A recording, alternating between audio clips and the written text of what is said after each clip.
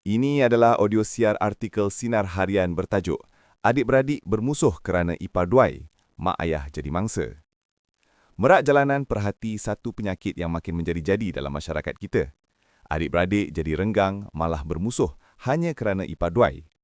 Dulu bukan main rapat, makan dalam satu pinggan, tidur berhimpit, gaduh pun sekejap saja. Esok dah berbaik. Tapi bila dah kahwin, lain jadinya.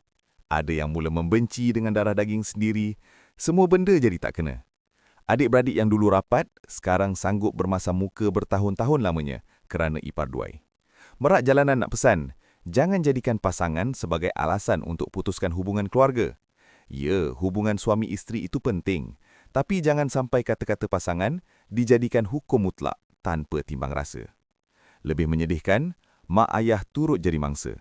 Mereka yang bersusah payah membesarkan anak-anak akhirnya terpaksa telan hakikat pahit. Rumah yang dulu riuh dengan gelak tawa, kini sunyi.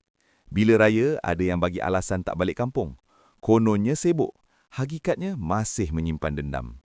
Merak jalanan hairan, sanggup tak balik beraya semata-mata kerana ego dan nak jaga hati pasangan. Hati mak ayah?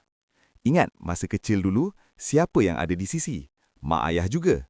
Siapa yang berkongsi susah senang dengan kita? Mereka juga. Tapi bila dah ada pasangan, terus lupa semuanya. Realitinya, kalau pasangan pergi, bila-bila masa boleh cari pengganti. Tapi kalau mak ayah yang pergi, tidak akan ada penggantinya.